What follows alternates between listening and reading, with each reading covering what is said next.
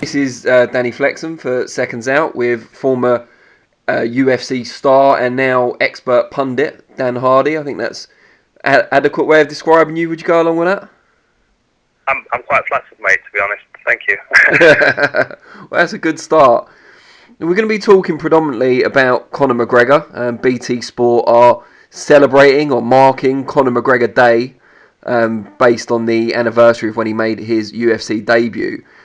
Before that occurred, how aware were you of Conor McGregor and his achievements outside of UFC coming up?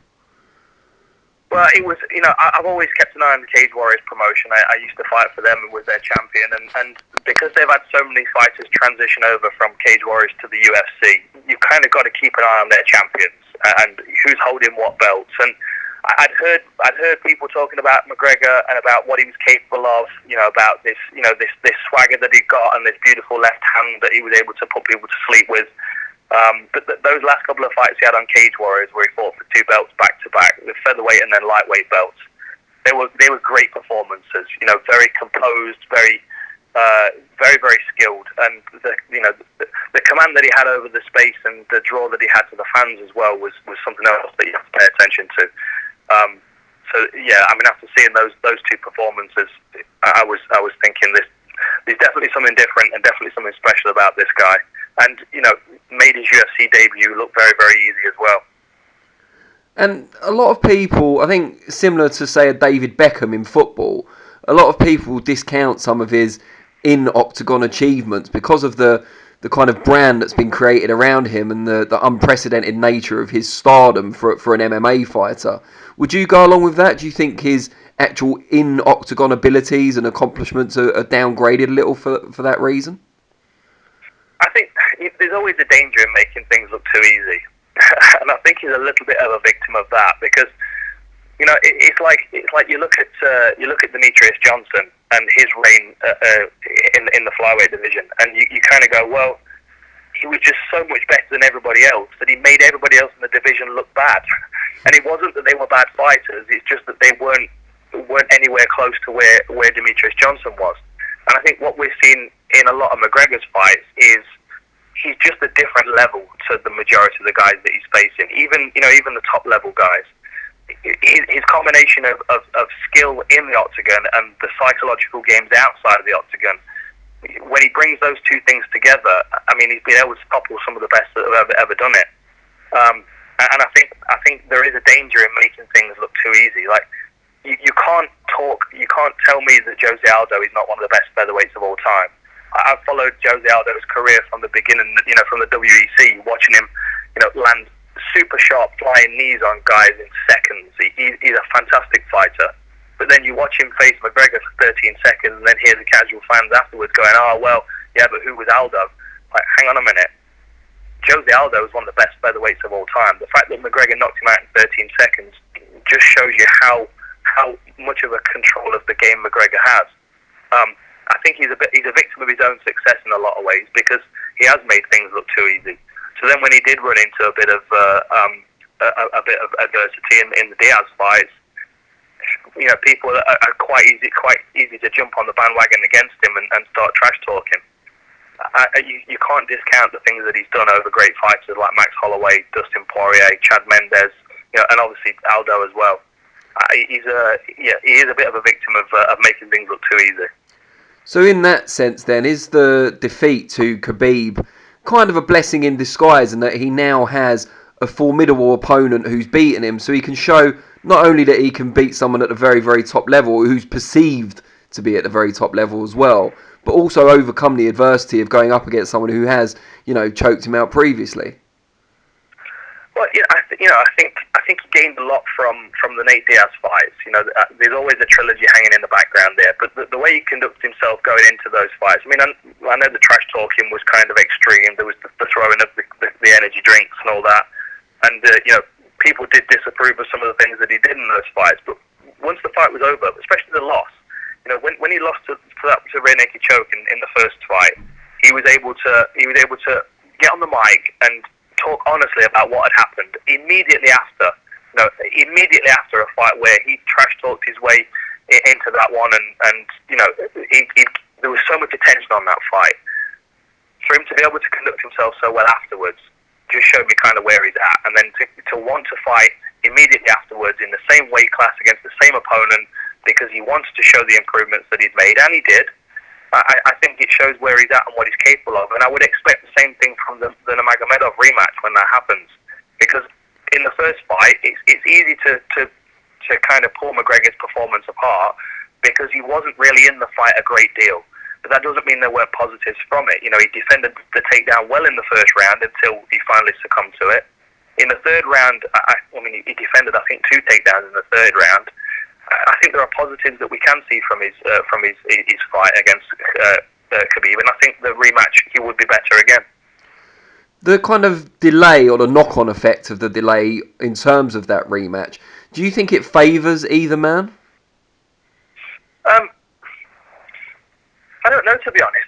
I think Conor benefits from staying active, and I think that the time away is not really helping him in any way. I think the focus of training camps is good for him. I think the constant challenge of having a new opponent in front of him, you know, keeps him learning and evolving. And unfortunately, you know, as impressive as the Cowboy fight was, it was only 40 seconds. So it wasn't like he got a good run out. It wasn't like he got a couple of rounds under his belt. I think we need to see him back in there sooner than later. I think Khabib can stand to take a bit of time away because he's been so active in defending his belt and stuff. But Conor's, you know, I mean, we've seen him once in, 2-3 years now. I think we need to see him more active once this pandemic's out of the way. I think 3 fights next year would be good for him to continue to improve and keep showing us new facets of his game. And as a superstar, a commercial attraction, a drawing card, is he the greatest of all time as it stands? I certainly think so right now. I certainly think so. I think that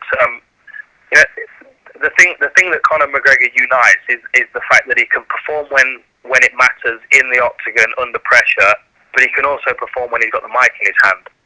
And, you know, we're seeing other fighters now show some of that. I mean, obviously Masvidal's the new star as well in my eyes, and I think that that's partly down to the fact that he commands the microphone so well as the octagon when he's in there. But I mean, Masvidal has been around for a while. You know, we know what Masvidal's game's about. We've seen him evolve, whereas McGregor hit the ground running coming out of Cage Warriors with that first performance over Brimage and the trash talking, the other thing as well is the things he says on the mic, the lines that he comes out with. They're the things that resonate. They're the things that get shared, that get hashtagged. I mean, he's had such an impact on the social media side of the game. It's difficult to deny it. And of course, the fight with Floyd Mayweather brought both himself and the UFC to a different audience, which can't be a bad thing. No, absolutely, and I think that this is really where he's had the biggest impact, because there were people that didn't know what the UFC was before they heard of Conor McGregor. There are people that tune in for Conor McGregor fights that don't watch any other MMA. It is kind of unprecedented the impact that he's had, and you know, if you look at other fighters that have had similar impacts, you've got to think, well, Ronda Rousey captured people's imagination because she was just absolutely ferocious with her arm bars. Then you got Brock Lesnar, who brought the pro wrestling audience over. But Conor McGregor came up, you know, through the same routes that I did. You know, training in European gyms, fighting on European circuit. Then to have the run that he did in the UFC, and to be able to have that, that presence when he's got the microphone in his hand as well. He was a natural fit for it, and I think everything played out perfectly for him. With that in mind, the fact that you do share a similar backstory, do you have kind of a sense of pride in him? I know it sounds strange because you're not his trainer or anything like that, but do you have a sense of pride that he's come from where you have and achieved what he has? Yeah, I do, and that's one of the things that I'm so thankful about is the time that I came into mixed martial arts and kind of the path that I cleared for a lot of people. You know, there were other people that were before me, the likes of Ian Freeman, Mark Weir. You know, these are the guys that fought on the first UFC. James Zikic, Lee Remedios. You know, they were the ones that first cleared the few steps of the path.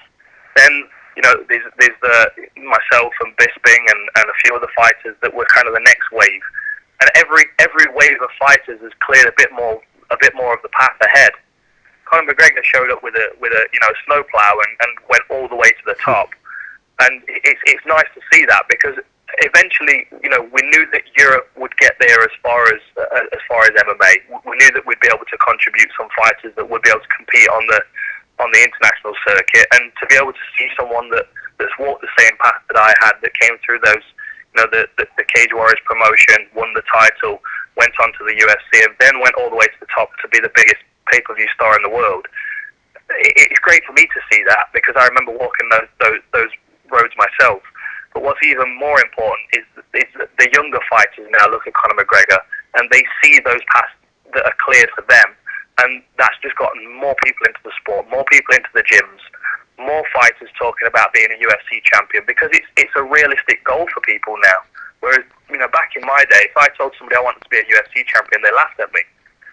It's not quite as funny anymore now. Now we've had McGregor and Bisping do it. So yeah, it's great to see. And before I let you go, just tell us, what does the future hold beyond what you're already doing now for Dan Hardy?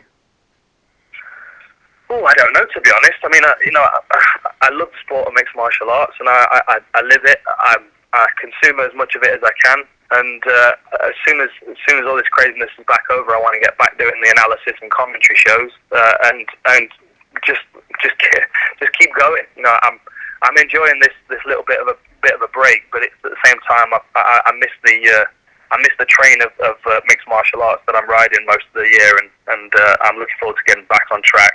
And whatever that holds, whether that's competing or commentating or working as an analyst, I don't mind. I love it, and I'm thankful for the place that I'm in. Brilliant. Well, we wish you the very best of luck. I hope you get back to it as soon as possible, and really appreciate your time. Cheers, mate. Good talking to you. And you, Dan. Take care, mate.